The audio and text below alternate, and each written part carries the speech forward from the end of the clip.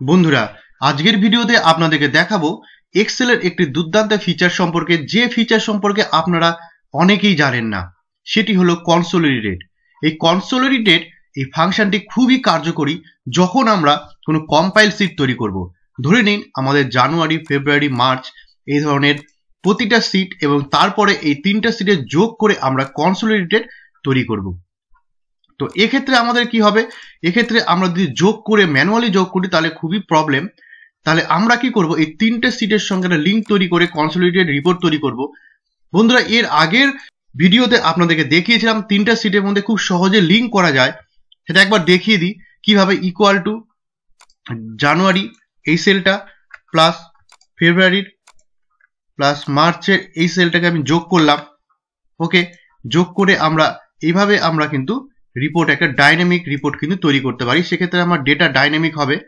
কিন্তু অসুবিধা কি আছে, এই শীট এই ক্ষেত্রে আমাদের কি করতে হবে, এই ক্ষেত্রে যদি আমাদের সেল পজিশনগুলো একই জায়গায় না থাকে বা এই টেবিলের সেল পজিশনগুলো যদি একই জায়গায় না থাকে তাহলে কিন্তু আমরা এই লিঙ্ক এইভাবে আমরা করতে পারবো না।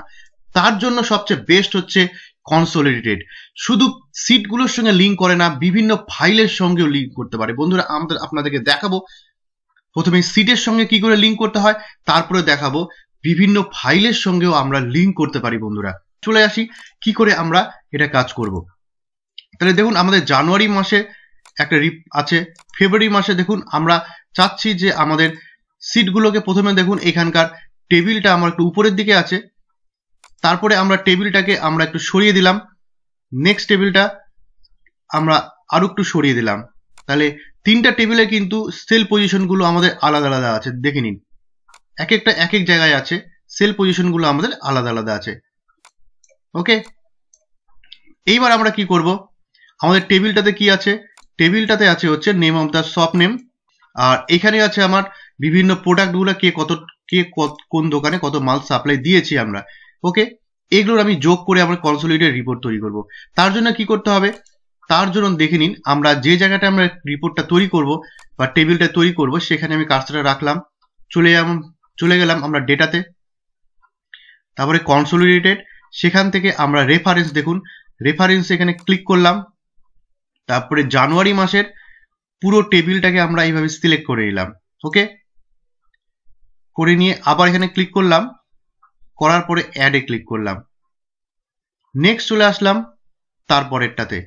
আমরা এখানে না সিলেক্ট করলেও হবে, আমরা ডাইরেক্ট ফেব্রুয়ারি মাসে গিয়ে আমরা এই টেবিলটাকে পুরোটাকে সিলেক্ট করে নিলাম। ওকে, করে নিয়ে অ্যাড করলাম। দেখুন জানুয়ারি হয়ে গেল, ফেব্রুয়ারি হয়ে গেল। মার্চ মাসে চলে আসি, মার্চ মাসে ক্লিক করলাম, মার্চ মাসে ক্লিক করে এবার দেখুন মার্চ মাসটা এইখানে আছে, এই পুরোটাকে আমি সিলেক্ট করলাম, সিলেক্ট করার পর অ্যাড করে এলাম। তাহলে আমার তিনটা সিট আছে বন্ধুরা, দেখুন জানুয়ারি, ফেব্রুয়ারি, মার্চ, তিনটা সিট হয়ে গেল।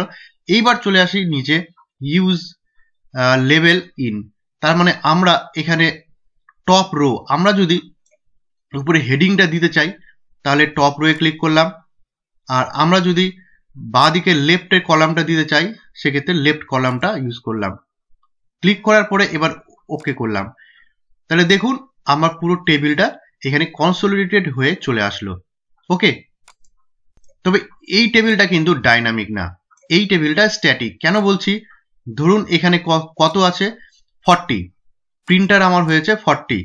আমি যদি জানুয়ারি মাসে এখানে গ্লোবাল আইটিতে 10 আছে, এখানে যদি 50 করে দিই তাহলে আমার কিন্তু এখানে 40 থাকছে। তাহলে কি হলো, এক্ষেত্রে কিন্তু আমার কনসোলিডেটেড এই টেবিলটা কিন্তু ডাইনামিক হলো না। আমরা চাচ্ছি যে অটোমেটিক চেঞ্জ হয়ে যাবে। তাহলে আমাদেরকে কি করতে হবে বন্ধুরা, তাহলে আমরা আবার যাই, আমরা সেম পদ্ধতিতে কিন্তু আমরা আবার ক্লিক করলাম, ক্লিক করার পরে দেখুন আমার এখানে অলরেডি তৈরি করা আছে। আমরা কি করব, এক্ষেত্রে create link to source data, এইখানে আমাকে সিলেক্ট করতে হবে। এই জায়গাটা আমাকে চেক করার পরে আমি ওকে করলাম। বন্ধুরা, এইবার কিন্তু আমার টেবিলটা ডাইনামিক হয়ে গেল। কি করে, তাহলে প্রমাণ করে দিচ্ছে। দেখুন গ্লোবাল আইটিতে 80 আছে, আমি জানুয়ারি মাসেতে গেলাম, গিয়ে এখানে আমি 100 করে দিলাম। ওকে, এবার আমি যাই কনসোলিডেটে, দেখুন অটোমেটিক চেঞ্জ হয়ে গেছে। আরো একটা মজার জিনিস দেখুন, এই টেবিলটা যখন তৈরি করলাম, টেবিলে দেখুন এখানে প্লাস চিহ্নগুলো হয়ে গ্রুপ হয়ে গেছে। আমি এই প্লাস চিহ্নতে ক্লিক করলে কি দেখা যায় দেখুন, যখনই ক্লিক করলাম দেখুন প্রতিটা সিট আমার কি কি আছে সমস্ত যোগফল আমার দেখিয়ে দিল। এই যে দেখুন আমার প্রতিটা সিটের যোগফল দেখিয়ে দিচ্ছে। ওকে বন্ধুরা, তাহলে এইভাবে আমরা করতে পারি এক একটা সিটের সঙ্গে। এইবার আমরা চাচ্ছি এটা তো হয়ে গেল একটা সিটের মধ্যে, এইবার আমরা চাচ্ছি যে এই জিনিসটাই আমরা করব আলাদা আলাদা ফাইলে। তাহলে কি করলাম বন্ধুরা, আমরা এইবার এই ফাইলটাকে আমি এখান থেকে ক্রস করে দিলাম। ওকে, দেখুন ওই ফাইলটা, যে ফাইলটা আমি কাজ করছি সেই ফাইলটার নাম দিলাম জানুয়ারি। ওকে, এইবার আমি এটাকে 3টা কপি করে দিলাম, কন্ট্রোল সি কন্ট্রোল ভি, 1 2 3 হয়েছে। তাহলে একটার নাম দিলাম জানুয়ারি। ওকে, দেখুন ফাইলটা দেখে নিন। তাহলে একটার নাম দিলাম জানুয়ারি, পরের নামগুলোকে আমরা ফেব্রুয়ারি, মার্চ আর কনসোলিডেট 3টা ভাগে ভাগ করে দিলাম। ফেব্রুয়ারি, তাহলে আমরা জানুয়ারি, ফেব্রুয়ারি, মার্চ আর কনসোলিডেটেড 4টা আমরা ফাইল তৈরি করলাম। ওকে, তাহলে বন্ধুরা আমরা কি করলাম দেখুন, 4টা ফাইল আমরা নিয়ে নিলাম এবং 4টা ফাইলকে আমরা ওপেন করলাম। প্রথমে আছে জানুয়ারি, তারপরে কি আছে ফেব্রুয়ারি, নেক্সট আছে মার্চ, দেখুন, আর লাস্ট করব আমরা কনসোলিডেটেড, এই জায়গাটাতে করব। তাহলে এটা কি করলাম, আমরা 3টা ফাইলকে আমরা লিঙ্ক করে কনসোলিডেটেড ফাইলের মধ্যে আমরা রিপোর্টটা তৈরি করব। ওকে, 3টা ফাইলকে লিঙ্ক করে। এর আগেরটা করেছিলাম সিটের মাধ্যমে, এবার ফাইলের মাধ্যমে বন্ধুরা, এটা একমাত্র কনসোলিডেটের মাধ্যমেই সম্ভব। তাহলে কি করে করব বন্ধুরা, এটা করার আগে সবার আগে 3টা ফাইলকে ওপেন করতে হবে, 4টা ফাইলকে ওপেন করতে হবে আমাকে। 4টা ফাইলকে ওপেন করার পরে এইবার আমরা এই কনসোলিডেটে গেলাম, কোন জায়গাটা আমি করতে যাচ্ছি সেম পদ্ধতি, কোনো চেঞ্জ হবে না। এই জায়গাটা আমি কার্সারটা রাখলাম, ডেটাতে গেলাম, ডেটা থেকে কনসোলিডেটে ক্লিক করলাম, কনসোলিডেটে ক্লিক করার পরে সাম করব। এইবার দেখুন এখানে ব্রাউজ, এখানে আমরা ক্লিক করলাম, করার পরে আমরা সোজা চলে গেলাম জানুয়ারি মাসটাতে, গিয়ে এইখান থেকে আমি পুরোটা সিলেক্ট করলাম, করার পরে আবার এই অপশনটাতে ক্লিক করার পরে অ্যাড করে দিলাম, হয়ে গেল। নেক্সট আমরা চলে গেলাম তার পরেরটাতে, এইখানে গিয়েও আমরা সেম পদ্ধতি অ্যাপ্লাই করলাম, অ্যাড করে দিলাম।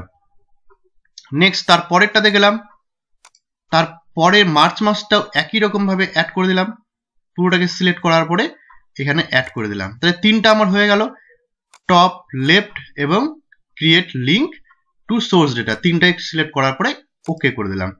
বন্ধুরা দেখুন অটোমেটিক চলে আসলো আমাদের ডেটা, দেখুন বন্ধুরা অটোমেটিক আমাদের ডেটা চলে আসলো এবং ডাইনামিক ভাবে ডেটাটা চলে আসলো।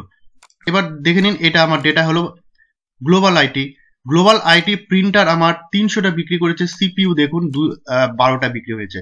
এইবার আমি সোজা চলে গেলাম জানুয়ারিতে, গ্লোবাল আইটি এখানে আমার 300টা ছিল, আচ্ছা আমি এখান থেকে 50 করলাম, আর সিপিইউ 4 আছে এখানে আমি 10 করলাম।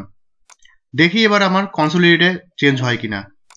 দেখুন কনসোলিডেট অটোমেটিক চেঞ্জ হয়ে গেছে, 300 ছিল এখানে আমার হয়ে গেছে 250, আর সিপিইউ দেখুন আমার 18 হয়ে গেছে।